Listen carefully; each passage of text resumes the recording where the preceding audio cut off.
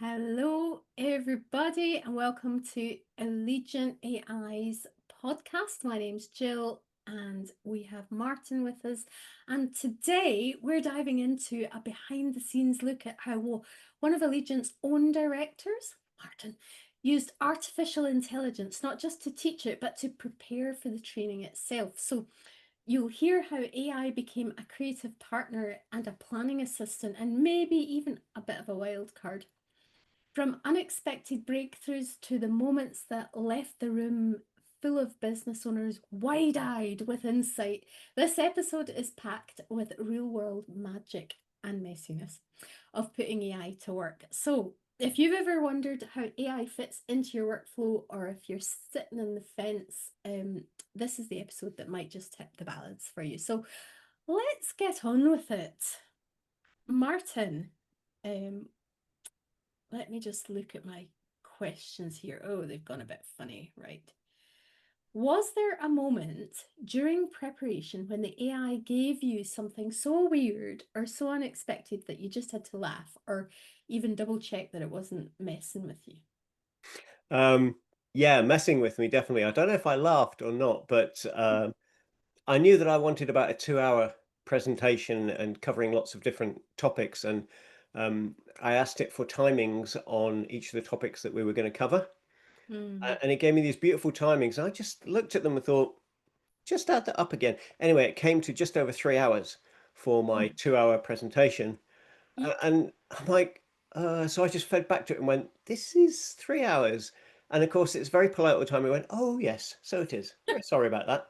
Here, let me try this. And then it came up with one that was like 1 hour 55 and went, that's some wiggle room for you. I thought, 5 minutes of wiggle room. Thank you very much. But it's interesting.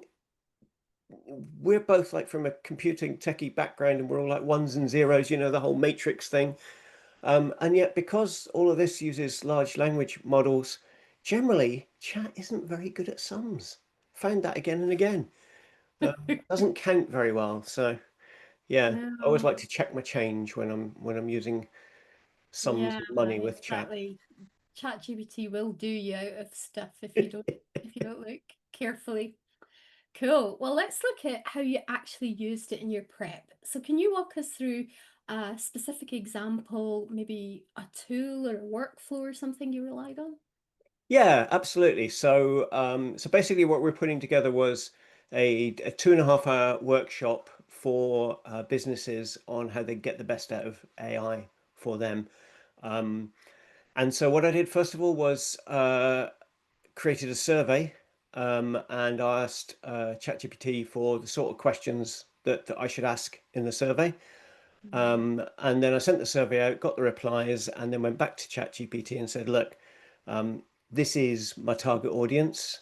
This is what they're interested in. This is the time I've got available. What do you suggest that we cover?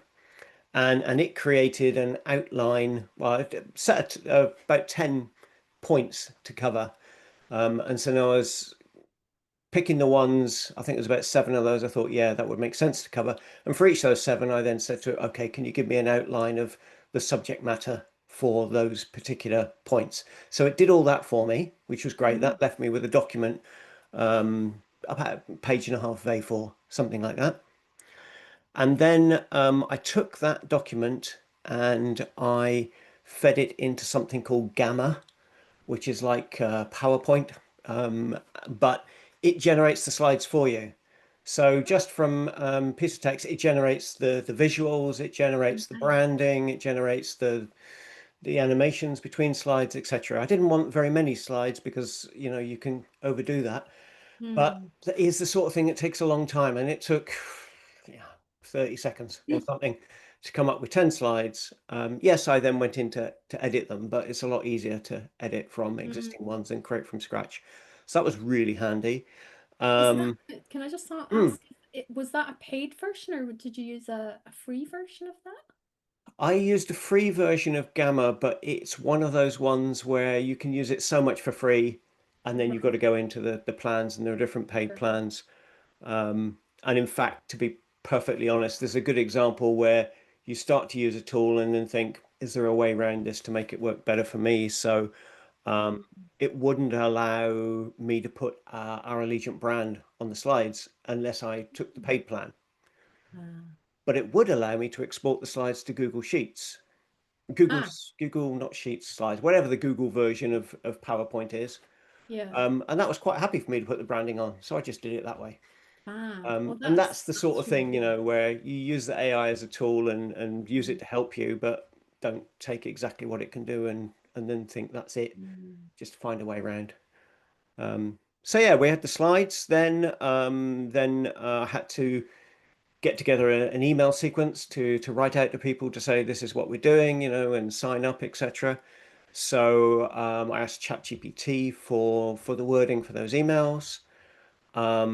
And then I had to put together a sales page on our website that, again, kind of funneled, as any sales page would do, down to a click a button in order to actually get onto the training. So again, I asked Chat first of all for the layout, the wireframe, as we would call it, mm, for how's that sales page going to look, for the wording for the sales page. Now, Jill, we develop in WordPress and we use Divi predominantly. yeah. So I did say to ChatGPT, look, we're using Divi. Can you produce? And it went, I'll just produce the whole page for you. And here's a Divi JSON file, a thing that we could take and then just shove up onto the web, and it would Oh, go. Um, ooh. but it didn't work. Oh. Um, I got all excited there for a minute. Okay. yeah. Yeah. And throughout this whole process, there's stuff that didn't work. And funnily enough, Mm, I told people during the actual training, look, these things work, these didn't work, mm, and that really helped them. They're like, I tried to do that, and sometimes it doesn't work for me, and I think, what am I doing wrong? And in some cases, they are doing something wrong, but in some cases, it's the AI that's getting it wrong. yeah. And they Yeah. were kind of like, oh, so it's okay to play and stuff goes wrong and it doesn't matter. I'm like, no, absolutely, explore. Mm, So yeah, so basically we used email sequence software. We used website sales funnel software. We used ChatGPT to create outline software. So, maybe 5 or 6 different types of things in order to put the whole program together mm. to be able to actually then deliver. And what was there anything about that process that stood out to you that surprised you, either in a good way or a bad way? One thing that surprised me was it still took me a lot longer than I thought it would do. Mm. So it's been quite a few years since I delivered training sessions. And Mm, I know that, if you're doing a 2-hour training session, you might put 5, 6, 7, 8 days of work mm, into that, and people see the end result and think, oh, it's only 2 hours, but it's an awful lot of work goes into, getting to the point where you can give people a really good experience. mm, The AI saved me time.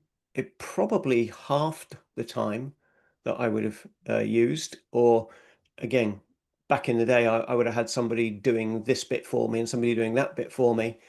Um, and it was just me. So it saved time. I think there are ways in which you could probably save a lot more time.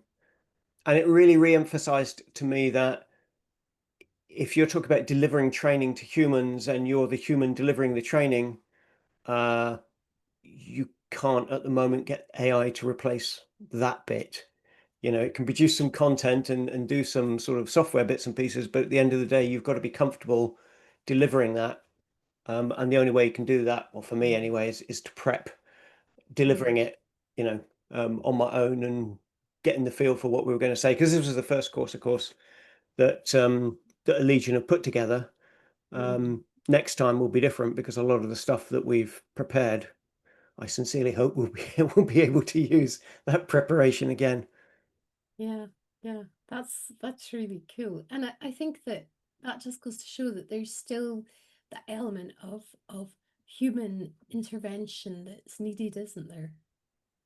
Yeah, absolutely. It's quite funny sometimes when you're asking chat, for example, questions, and it will come back and go, remember, the most important part of this is the human. AI cannot replace this. And it's AI generating that message. That always makes me smile. Oh, that's lovely, isn't Yeah. it? So when you were doing the training, how did you balance explaining some of the more complex AI concepts without kind of overwhelming your participants? That's a really good question. I think there was a couple of things that helped. One, um, I don't think many people really understand how ChatGPT, and I'm talking about chat. I mean, we went beyond chat, but it was a good chunk of what we talked about because everybody had some experience of using it. My audience in this case were, by their own admission, dabblers. So that's how they saw themselves. They wanted to go from being dabbling to using it, a bit more productively. Mm. But most people don't really understand how it works. So we had a little game of word association, where you say a word. If I say the word cat to you, Jill, first word comes into your brain. Don't think about it. Litter. Litter. Okay, dustman. And away we go, so we've got that Yeah. word association thing. Yeah. Um, and so we did a little game of that, so that people weren't just sitting there looking at it. And then went back to talk about the difference between Google search, where it's looking for stuff that already exists and then giving you that in some sort of order versus something being generated new based on something that's already known. So, I throw a word at you, the word that you throw back is in some way related to cat from Mm. your experience. But I didn't know exactly what you were going to say, and I didn't know how I was going to respond to that. And that's exactly what chat does. It's got Mm. all of these words from the internet. And so when you ask it a question, it's just looking back and going, well, 9 times out of 10, this was the answer. I think I'll generate a new answer based on my experience rather than I'm finding something that actually exists. So that concept and therefore how that affects things like hallucinations and stuff like that was a Mm. good grounding to get out of the way. So that was one, and the other one, when people signed up for the training, they were presented with a series of questions along the lines of, what is your experience and what is your what industry. So then I tried to bring in industry specific examples so they didn't have to think about something that they didn't know. They were just thinking about, well, I know this, and now Mm. how's that being applied to what I already know? And that Mm. way, it made it easier for people to grasp, Oh, how definitely. they could Yeah, take advantage of it. that's cool. That sounds brilliant. And in terms of the audience themselves, did they have some aha moments that stood out to you? Yeah, I think there were a couple. And Mm. one of them I shared because when I was generating the training, even though I knew what was going to happen, I was still like, wow. Um, so that one I'll come to in a second. But the other one is just the idea that when you ask chat a question, it's going to give you an answer. Mm. And you might like that answer, you might not like the answer. And what I tend to find is people who are dabbling stop at that point. If they like the answer, they're great. I'll ask another question. If they don't like the answer, they stop dabbling. And both of those are not really the best response. The best response is to ask it another question, ask Mm. it to go deeper, challenge it. Mm. And I think the thing that probably was the aha moment was one, that you could actually have a back and forth chat. It's not a Mm. one-way thing. And two, you could challenge it if you didn't think you didn't like its answer and see Mm. what it comes back with. Um, and using a framework for your prompt was Mm. was really the thing that people are going, oh, okay. It was really nice that the day after somebody sent me an email going, my husband used it for his self-assessment tax return yesterday, and they used that framework that you described, and it took him 15 seconds to do something that normally takes him a couple of hours. Nice. So it was like, real specific proof that they'd taken it on board, and they were very happy. So that was great. Cool. The other aha moment, Oh, sorry, go ahead. yeah, was using a tool that and it's called Notebook LM. It does various things, but one of the things it does is you can take a load of material. So it could be a website, could be your company manual, could be YouTube, whatever. Put it all together. It analyzes it, produces different things like mind maps and quizzes and stuff. But one of the things it does is it produces a podcast of two people talking, discussing what's in your source material.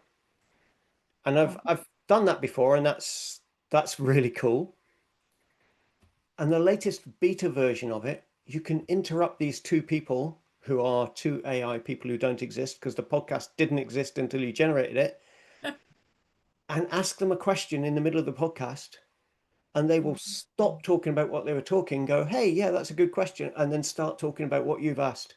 And we tried that in real time, and I'm thinking, I'm in a different building to where I normally am, different internet. This is live, this is just asking for trouble. And we took a little couple of bits and pieces, but all of a sudden it was working.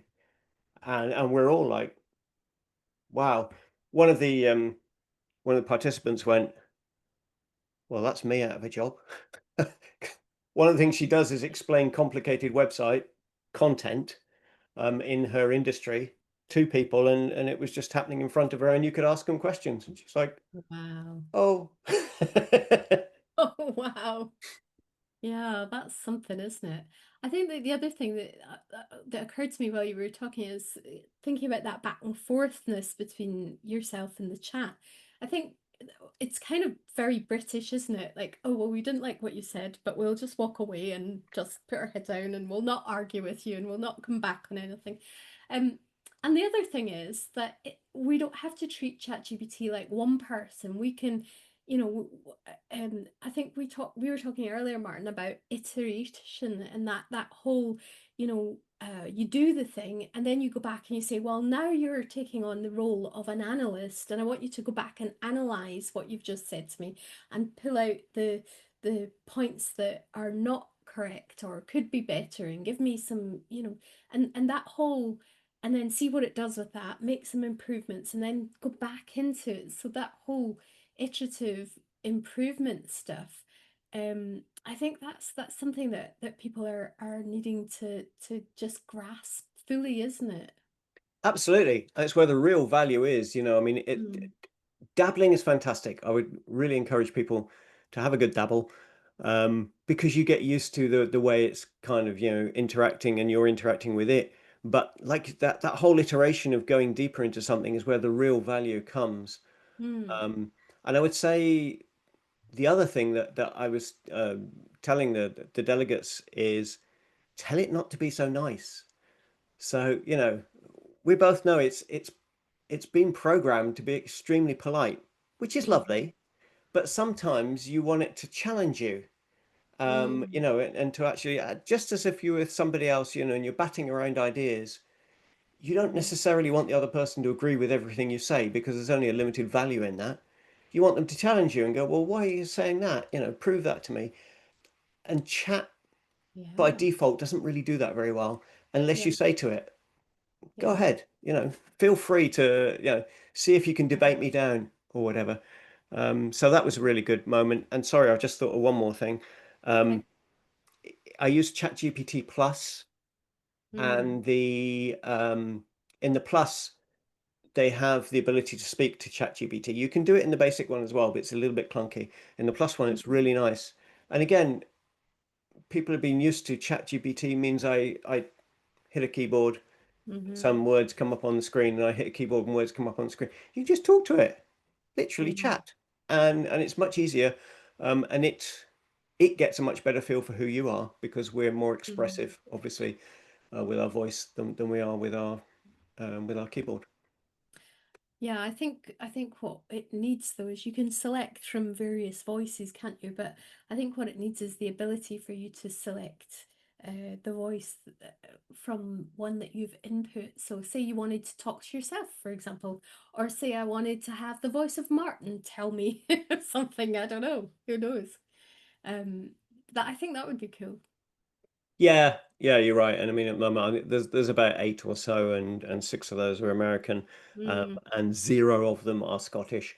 exactly. So, But that'll be the next big breakthrough, I think. Well, Scottish Buck it- ChatGPT. yeah, they're just worried that it would break the internet if we put a Hopefully. Scottish one on there. Yeah. So kind of now you've had an insider's look into how business owners are responding to AI. What do you think is the biggest mindset shift that is needed for business owners to embrace it? Oh, what a great question. Um, I would say uh, dabble and risk management. And by risk management, what I mean is um, everybody was saying, well, how do I stop it sounding American? How do I stop it sounding like Mm, everybody else and just make the content that gets output sound like me? So if I'm making a blog post or a social media post or any other thing, how do I make it sound like me? mm, Um, and there are ways you can do it using tools. I mean, we've got a tool that helps people to do that. But absolutely. if you want to do it without tools and you pay for ChatGPT Plus, so around about 20 quid a month, give or take, it's charged in American dollars. Um, you can turn the memory feature on and just start chatting to it. And the more you chat to it about yourself, not about work necessarily, just about you. And, there's a real good example of someone who 10 minutes a day just describes my day. I got up and I went this and I did a walk and blah, blah, blah. And just does this 10-minute a day chat. And what it does is it allows chat to get to know him. Same as if you just met someone and you wanted to be, you want to become friends with them and you just talk about stuff and they slowly get to know you. Um, and that kind of getting to know you enables chat to be more like you when you're asking it to do stuff in your voice.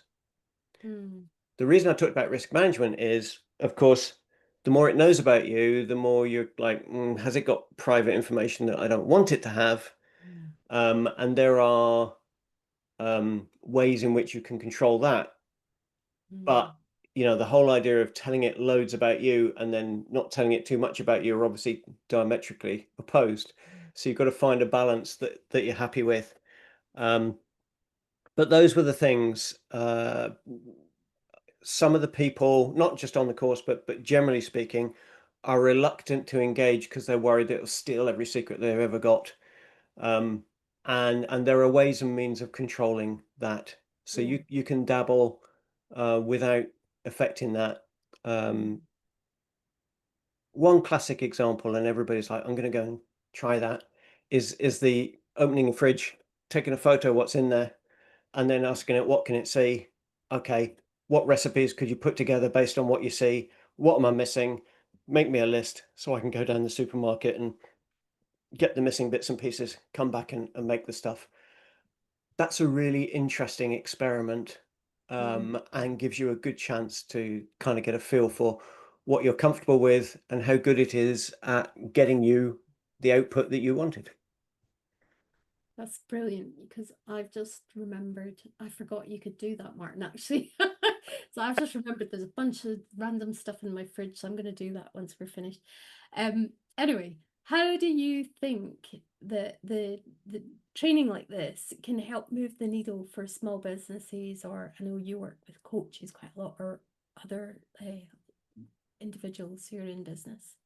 Yeah, yeah. I mean, this was actually quite a mix of different industries. The only thing I think the delegates in this particular training had in common were they were small businesses. Less than most of them. I think were probably less than 5 people, maybe a couple of outliers, but generally speaking.